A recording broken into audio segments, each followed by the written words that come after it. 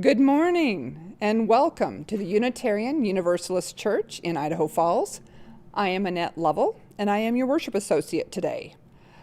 The service is being brought to you this morning from myself, Reverend Kevin Carson, and our tech, Daniel Schwinn. We like to start our every Sunday together with a few announcements. Some are the same announcements every week, but you never know when someone new might be joining us, so we'll keep on going that way. Number one, first of all, please sign into the chat box so we can see who is joining us. If you would like to share a joy or concern later in the service, please type it in the chat box now so that our wonderful tech, Daniel, can pull that together. Please remember to first indicate if it is a joy, a concern, or a sorrow, and then type the thought you would like us to share on your behalf. The planning has begun for our virtual Christmas Eve service.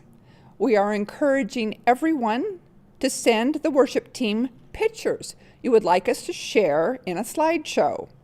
We would love to see your Christmas decorations, your faces. You can make a corrective collage.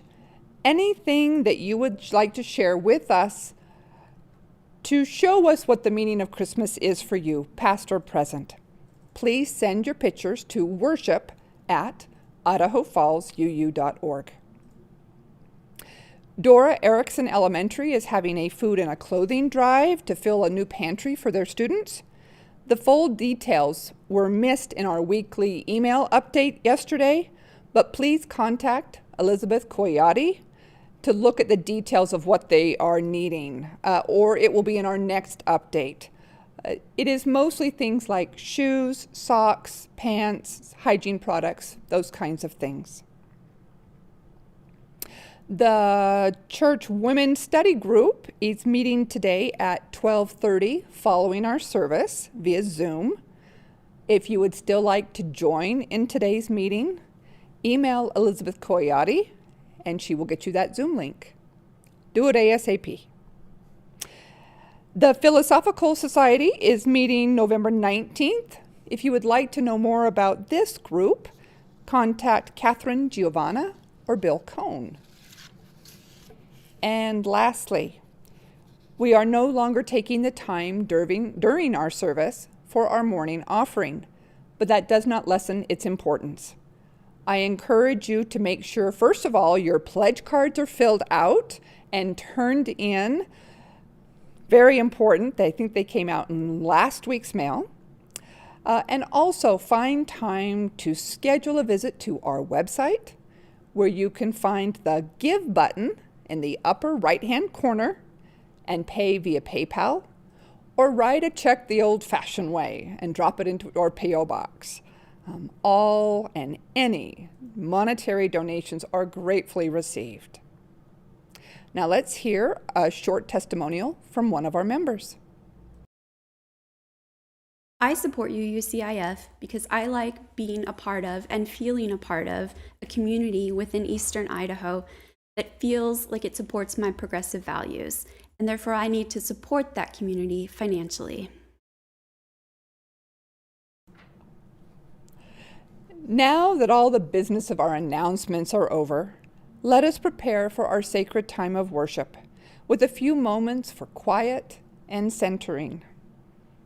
The idea of conscious breath has been used in a lot of Eastern religions for hundreds of years, and the health benefits of taking moments to just close your eyes and concentrate on your breath is immeasurable. So I invite you to take deep breaths in and relax into your exhale. Listen to your breath. Feel your lungs expanding and contracting. Imagine us all together, breathing in harmony as I ring the peace bowl 3 times.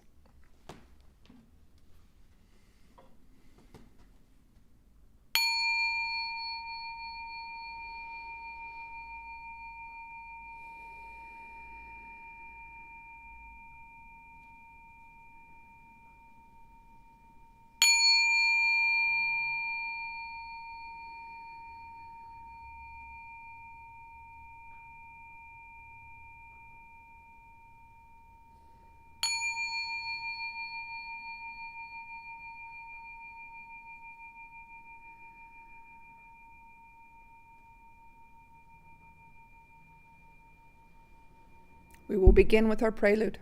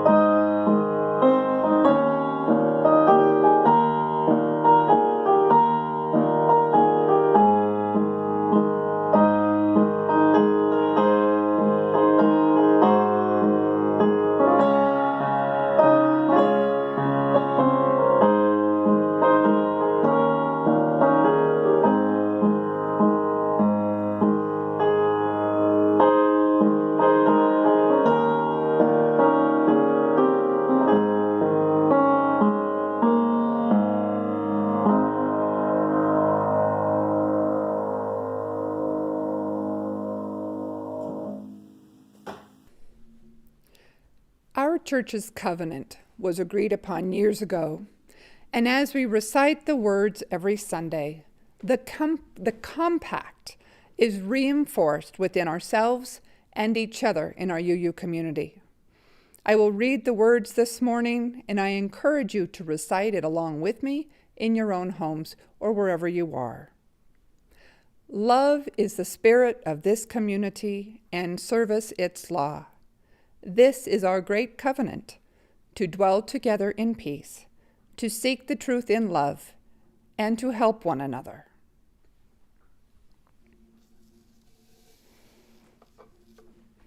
And our service today is on unity and healing the divide. The idea of coming together with respect and acceptance of other people's ideas doesn't just fit one of our principles, but 6 of the 7 principles. So I wanted our chalice lighting today to speak of what being a Unitarian Universalist can mean.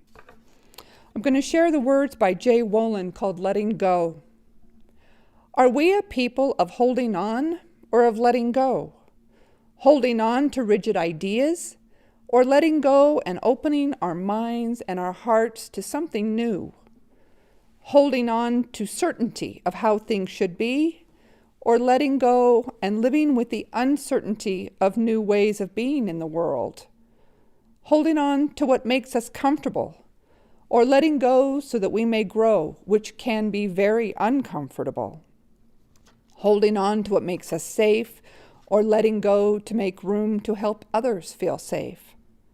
With this flame, this symbol of our religion, Let it be a symbol of burning up the ties that hold us back from being our true selves and reaching our true potential. Let it be the symbol of lighting a new way for us into a better tomorrow. And let it be a symbol of letting go, because holding on too long and too tightly is never good for the soul.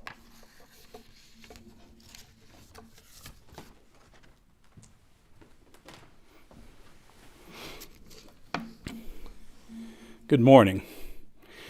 Our call to worship this morning comes from Gus Spaeth. Decades of discourse led by people like me, lawyers, scientists, economists, and we are stuck. They can't do what must be done, reach the human heart. The deep problems are avarice, arrogance, and apathy, dominant values badly astray. What we need is not more analysis, but a spiritual awakening to a new consciousness. So let's bring on the preachers and prophets, the poets and philosophers, the psychologists and psychiatrists. Let's bring on the writers, musicians, actors, and artists. Call them to strike the chords of our shared humanity, of our close kin to wild things. I invite you now to join in our opening hymn, number 34, Though I May Speak with Bravest Fire.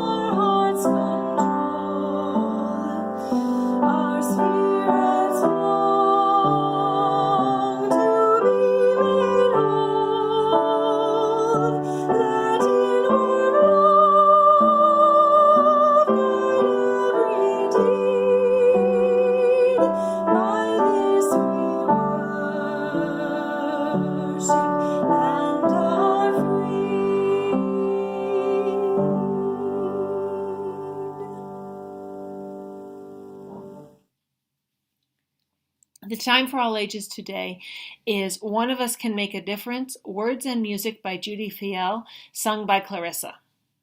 One of us can make a difference. 2 of us form a committee. 3 of us start a movement. And the world is bound to change. 1, 2, 3. Loving thoughts and positive actions. 1, 2, 3. Oh, the world is bound to change. 1, 2, 3. Loving positive actions. 1, 2, 3. Oh, the world is bound to change, change, change. Our first reading this morning is an excerpt from the book The Righteous Mind: Why Good People Are Divided by Politics and Religion by Jonathan Haidt. People don't adopt their ideologies at random or by soaking up whatever ideas are around them. People whose genes gave them brains that get a special pleasure from novelty, variety, and diversity, while simultaneously being less sensitive to signs of threat, are predisposed, but not predestined, to become liberals. They tend to develop certain characteristic adaptations and life narratives that make them resonate unconsciously and intuitively with the grand narratives told by the political movements on the left, such as the liberal progress narrative. People whose genes give them brains with the opposite settings are predisposed, for the same reasons, to resonate with the grand narratives of the right, such as the Reagan narrative. Once people join a political team, they get ensnared in a moral matrix. They see confirmation of their grand narrative everywhere, and it's difficult, perhaps impossible, to convince them they are wrong if you argue with them from outside of their matrix. I suggested that liberals might have even more difficulty understanding conservatives than the other way around, because liberals often have difficulty understanding how the loyalty, authority, and sanctity foundations have anything to do with morality. In particular, liberals often have difficulty seeing moral capital, which I defined as the resources that sustain a moral community.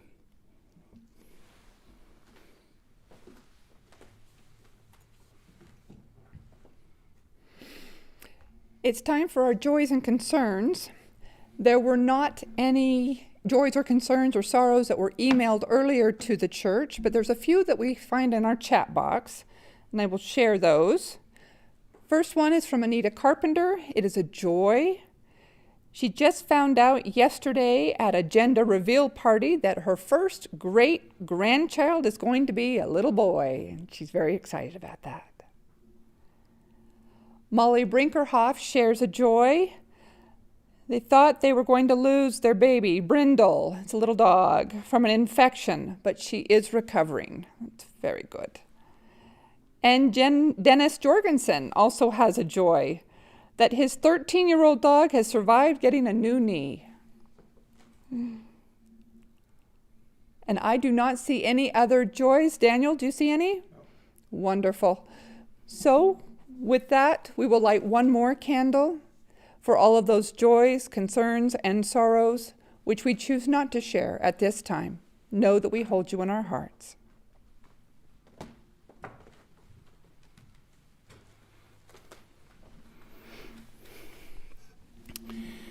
Our second reading this morning is an excerpt from Fratelli Tutti on fraternity and social friendship, which is the latest encyclical letter from Pope Francis. There's an episode in the life of St. Francis that shows his openness of heart, which knew no bounds and transcended differences of origin, nationality, color, or religion. It was his visit to Sultan Malik el-Kamil in Egypt, which entailed considerable hardship given Francis's poverty, his scarce resources, the great distances to be traveled, and their differences of language, culture, and religion. That journey, undertaken at the time of the Crusades, further demonstrated the breadth and grandeur of his love, which sought to embrace everyone. Francis's fidelity to his Lord was commensurate with his love for his brothers and sisters. Unconcerned for the hardships and dangers involved, Francis went to meet with the Sultan with the same attitude that he instilled in his disciples. If they found themselves among the Saracens and other non-believers, without renouncing their own identity, they were not to engage in arguments for God's sake. In the context of the times, this was an extraordinary recommendation. We are impressed that some 800 years ago, St. Francis urged that all forms of hostility or conflict be avoided, and that a humble and fraternal subjection be shown to those who did not share his faith. I invite you now to join in singing our next hymn, number 317, We Are Not Our Own.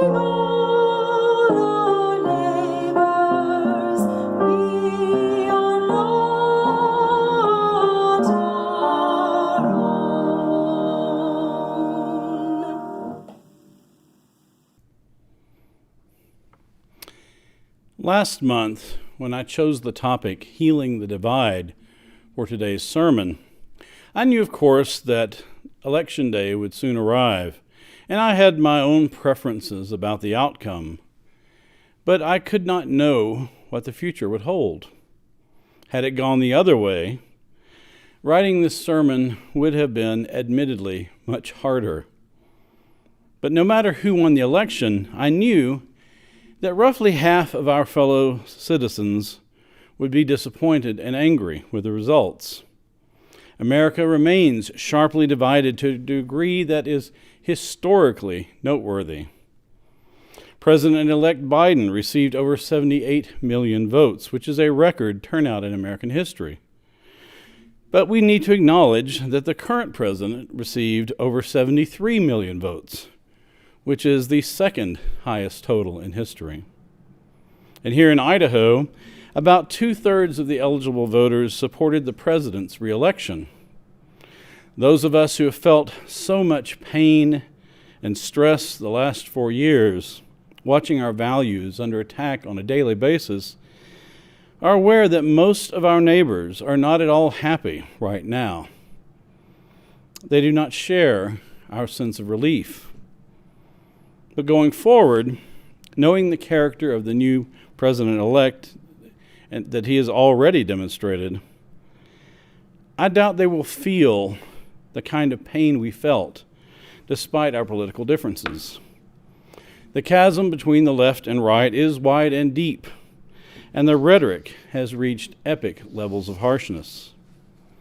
Many of our current president's true believers seem incapable of accepting the reality of defeat in front of their own eyes, remaining locked in a false narrative that is amplified by those with a vested interest in fomenting discord rather than doing what is best for the nation. The fact that all of this is happening in the middle of the worst health crisis in American history in at least 100 years makes it even worse. The national motto the Founding Fathers chose for America, E pluribus unum, out of many one, seems almost hopelessly naive in these turbulent times. But times were certainly turbulent in the wake of the American Revolution, and they have been so at many points in our history. You could argue that despite very divisive issues like slavery that confronted the framers of our republic, those in power had more in common as affluent white landholders than they had strong differences in their convictions. So perhaps it was easier for them to envision a single United States of America. But you could also argue that they merely kicked the can down the road for future generations to resolve. Perhaps the time has finally come, and all the violence and hatefulness are a manifestation of our struggle to realize the fullness of the American ideal. I pray that it might be so. But how can we be so divided on the issues, staring at the same set of facts? How can the same policies, language, and behaviors exhibited by our president and others these last 4 years that caused so much anger, fear, and sorrow, and just about every other negative emotion you could name, be so acceptable to our neighbors that they wanted 4 more years of the same? Maybe some tiny percentage of these folks are simply sadistic and love to see liberals' heads explode, but I think that is a very tiny percentage indeed. It seems more plausible that we just see the world very differently. And at least part of this difference is encoded in our very genes. Researchers like the social psychologist Jonathan Haidt suggest that though the full explanation of our moral and political divisions remains very complex, our brains appear to be hardwired from birth to be predisposed, but not predestined, to find either a liberal or conservative worldview more appealing. We are drawn to a particular grand narrative about why the world is the way it is. And this leads us to align with certain political ideas. As Hyde said in the reading, once people join a political team, they get ensnared in its moral matrix. They see confirmation of their grand narrative everywhere, and it's difficult, perhaps impossible, to convince them that they are wrong if you argue with them from outside of their matrix. Without going too deep into moral foundations theory, I think the term moral matrix deserves a little more explanation.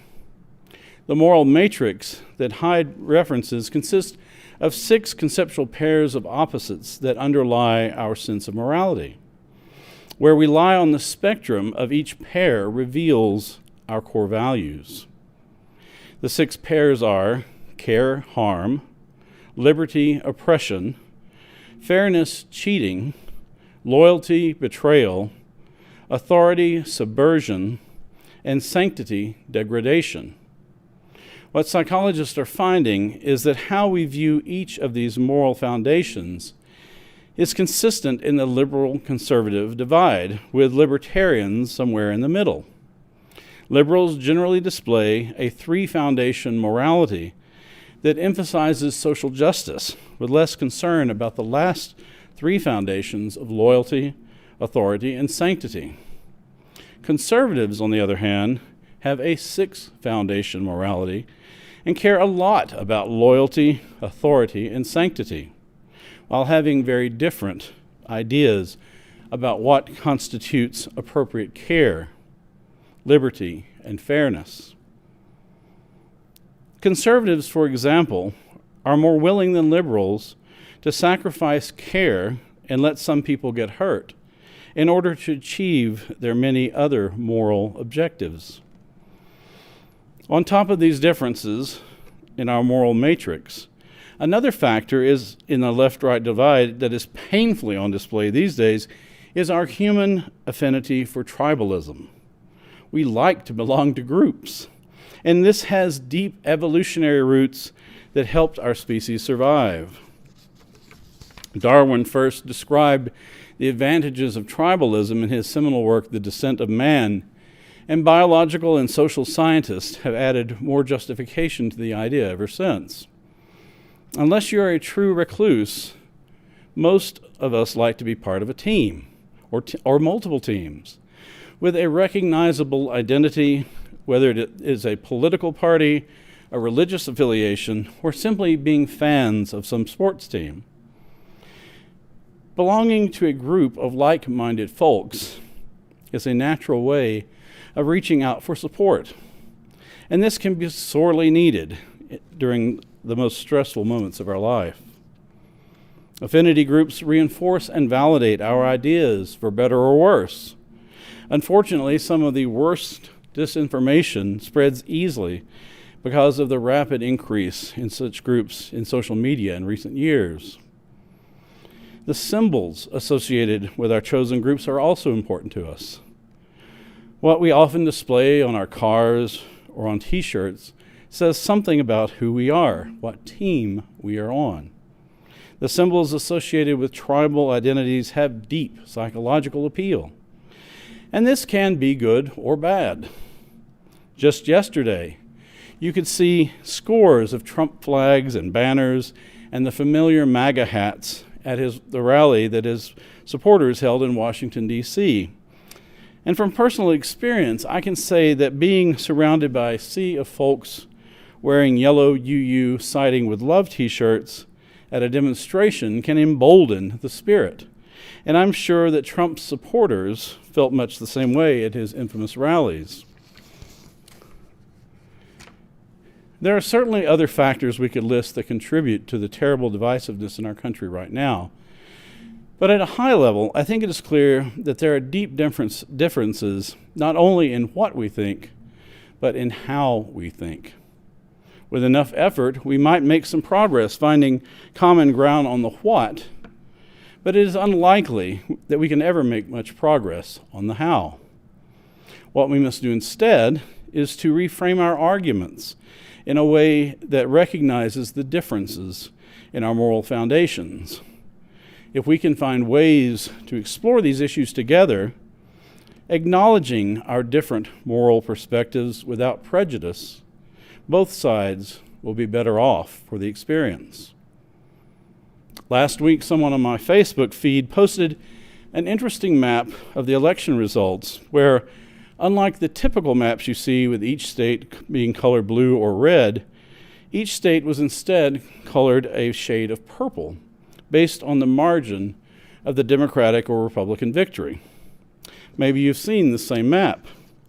Though the strongly conservative or liberal states were still identifiable, the overall effect revealed that no state is truly monolithic in its political makeup. Every state has people who lean in opposite directions. All of us really live in purple states, though I'm not trying to minimize the challenges of living in a place where relatively few of the people around you belong to your particular tribe. But no matter where you live, there's plenty of good trouble that calls out for our energy and our bodies to become engaged. Last I checked, you could hardly describe our society as the beloved community we envision. Over the last couple of weeks, President-elect Biden has on several occasions said that we must come together in a more civil dialogue and view our fellow Americans as opponents rather than enemies. Such language alone is refreshing to hear for those of us longing to return to some sense of normalcy in the White House. But this is hard to put into practice sometimes. I admit to viewing a few individuals as enemies on occasion when they do something particularly outrageous or harmful to people or the planet. And I have a hard time seeing a way forward to engage with such people. We may have to dig deep in our toolbox and into our own fortitude to find a way forward. There are times in history when justifiable anger can be a powerful force for change. And sometimes the confrontations are not pretty. I think of Bloody Sunday and the Edmund Pettus Bridge, and more recently, clashes with authorities at Standing Rock and across America at Black Lives Matter rally protests over police brutality.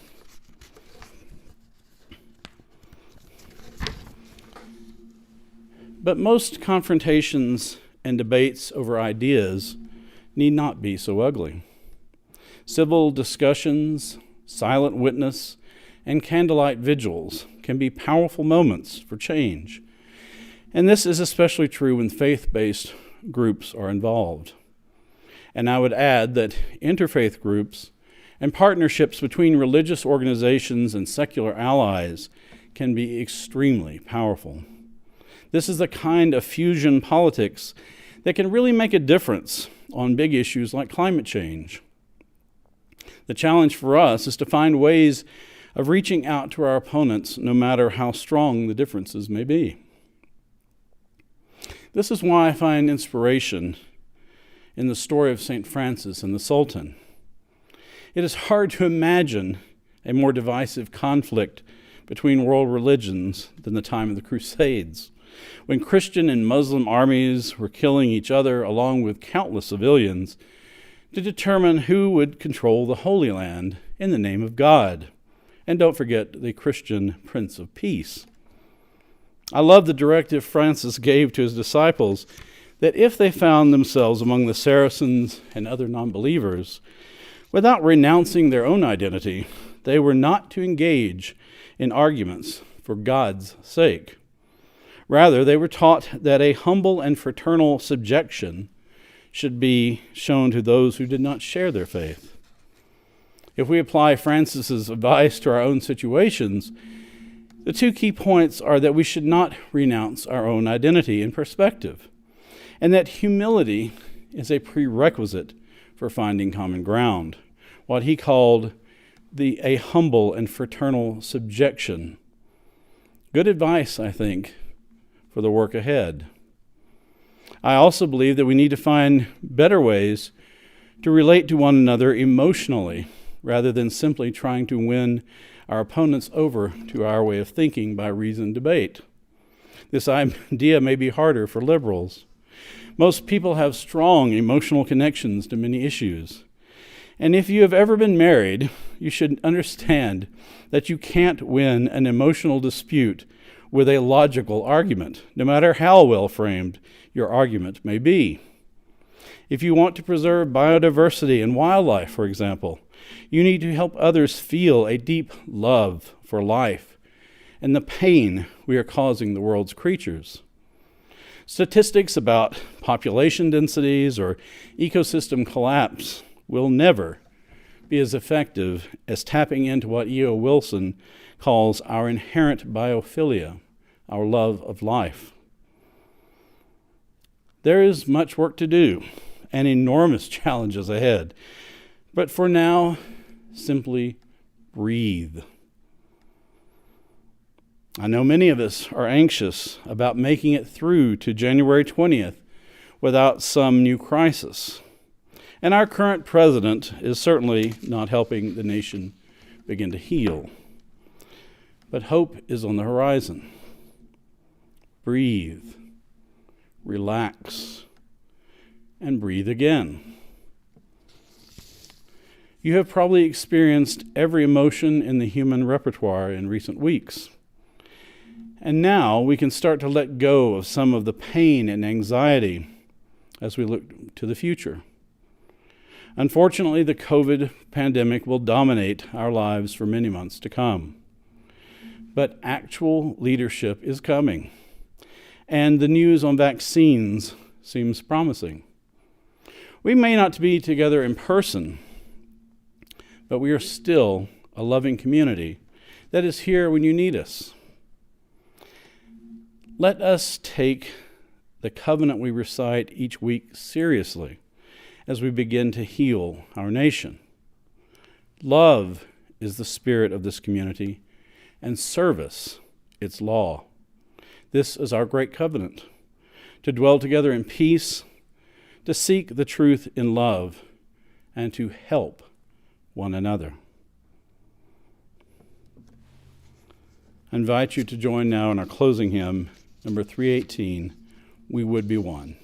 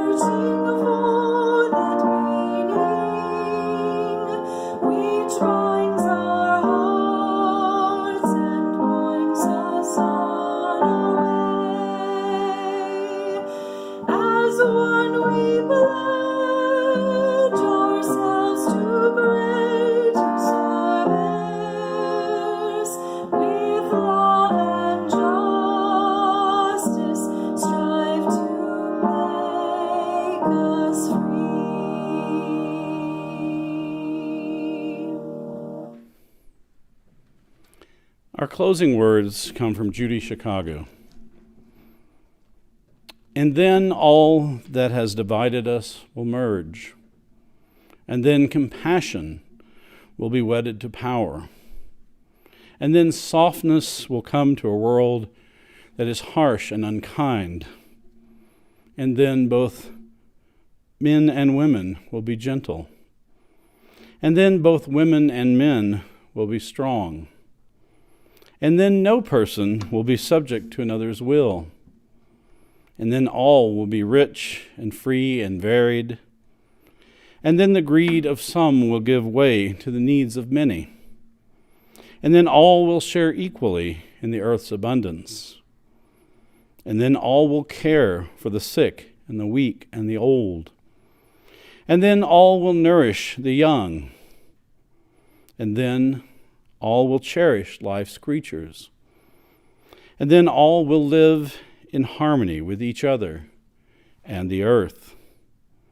And then everywhere will be called Eden once again.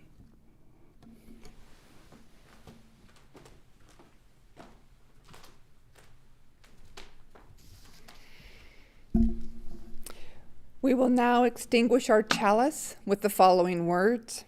If you wish, please join me in the recitation. We extinguish this flame, but not the light of truth, the warmth of community, or the fire of commitment. These we carry in our hearts until we are together again.